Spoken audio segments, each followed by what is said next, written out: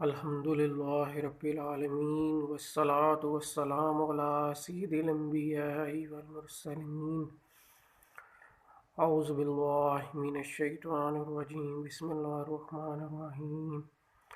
میرے معزز سامعین، السلام علیکم ورحمۃ اللہ۔ آج میں آپ کو سورہ بقرہ کی آیت نمبر 163 سے لے کے اور 166 تک اس کا ترجمہ اور تشریح بیان کروں گا۔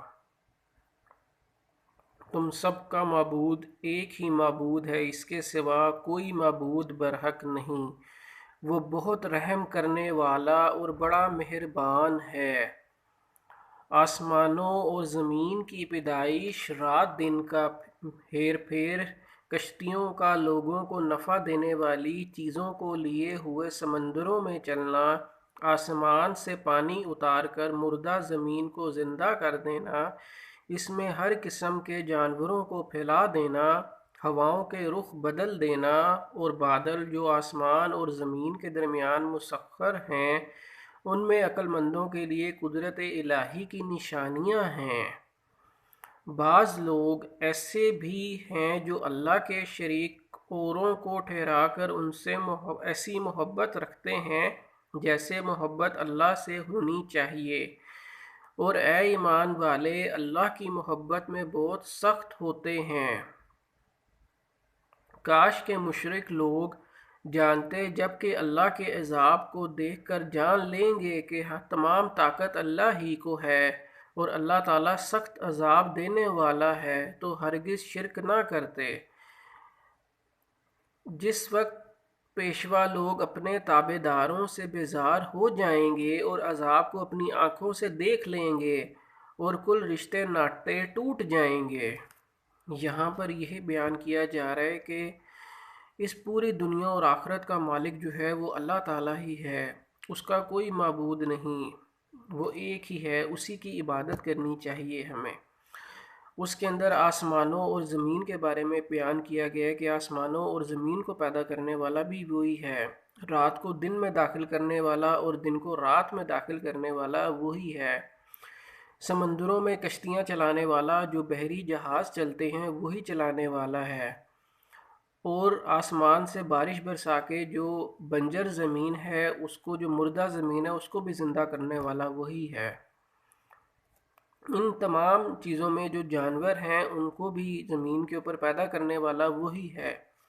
اس لیے اس کے بارے میں یہی بیان کیا جا رہا ہے کہ یہ عقل مندوں کے لیے یہ بہت بڑی نشانیاں ہیں کہ اگر لوگ اس کے اوپر عمل کریں۔ اس آیت میں پھر دعوت توحید دی گئی ہے۔ یہ دعوت توحید مشرکین مکہ کے لیے ناقابل فہم تھی۔ انہوں نے کہا، یہ سورہ صاد کا ترجمہ ہے، کیا اس نے اتنے معبودوں کی جگہ ایک ہی معبود بنا دیا؟ یہ تو ایک بڑی عجیب بات ہے۔ اس لیے اگلی آیت میں اس توحید کے دلائل بیان کیے جا رہے ہیں۔ یہ آیت اسی لحاظ سے بڑی جامع ہے کہ کائنات کی تخلیق اور اس کے نظم و تدبیر کے متعلق 7 اہم امور کا اس میں یکجا تذکرہ ہے، جو کسی اور آیت میں نہیں۔ آسمان اور زمین کی پیدائش، جس کی وسعت و عظمت کسی کی محتاج نہیں، رات کے بعد دن کا یکے دیگرے آنا، اور دن کو روشنی اور رات کو اندھیرا کر دینا تاکہ کاروبار معاش بھی ہو سکے اور آرام بھی، پھر رات کا لمبا اور دن کا چھوٹا ہونا، پھر اس کے برعکس دن کا لمبا اور رات کا چھوٹا ہونا۔ یہی چیز بیان کی جا رہی ہے اس کے ترجمے میں کہ اللہ تعالیٰ نے تمام لوگوں کے لیے جو رات کا وقت ہے وہ سونے کے لیے رکھا گیا ہے کہ تاکہ وہ آرام کریں اور صبح کو جو ہے وہ اپنے کام پہ جائیں اور اپنی روزی جو ہے وہ کما سکیں۔ سمندر میں کشتیوں اور جہازوں کا چلنا، جن کے ذریعے سے تجارتی سفر بھی ہوتے ہیں، اور ٹنوں کے حساب سے سامان و رزق و آسائش بھی ایک جگہ سے دوسری جگہ منتقل ہوتا ہے۔ اس کے بارے میں یہی وہ بتا رہے ہیں کہ بحری جہاز کے ذریعے جس طرح جو سامان جو ہے وہ ایک جگہ سے دوسری جگہ جو ٹرانسفر ہوتا ہے، اس کے بارے میں کہا جا رہا ہے کہ وہ بھی، اس کو بھی لے جانے والے جو ہیں وہ بھی اللہ کی ذات ہے۔ اللہ تعالیٰ اس کو جو ہے وہ پانی میں سے وہ اللہ تعالیٰ کرنے والے ہیں۔ بارش جو زمین کی شادابی کے لیے نہایت ضروری ہے، ہر قسم کے جانوروں کی پیدائش جو نقل و حمل، کھیتی باڑی اور جنگ میں بھی کام میں آتے ہیں، اور انسانی خوراک کی بھی ایک بڑی مقدار ان سے پوری ہوتی ہے۔ ہر قسم کی ہوائیں، ٹھنڈی، گرم، باراور اور غیر باراور بھی، شرقی غربی بھی اور شمالی جنوبی بھی، مشرق میں، مغرب میں، شمال میں، جنوب میں، ہر طرف جو ہے وہ اللہ تعالیٰ ہے۔ انسانی زندگی اور ان کی ضروریات جو ہیں وہ انہی سے مکمل ہو رہی ہیں۔ بادل جنہیں اللہ تعالیٰ جہاں چاہتا ہے برساتا ہے، یہ سارے امور کیا اللہ تعالیٰ کی قدرت اور اس کی وحدانیت پر دلالت نہیں کرتے؟ یقیناً کرتے ہیں۔ کیا اس تخلیق میں، اس نظم و تدبیر میں اس کا کوئی شریک ہے؟ نہیں، یقیناً نہیں۔ تو پھر اس کو چھوڑ کر دوسروں کو معبود اور حاجت روا سمجھنا کہاں کی عقل مندی ہے؟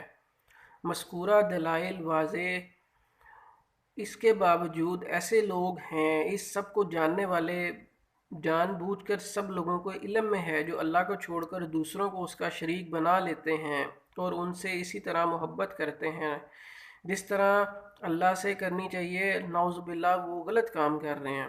بعثت محمدی کے وقت ایسا نہیں تھا۔ شرک کے یہ مظاہر آج بھی عام ہیں، بلکہ اسلام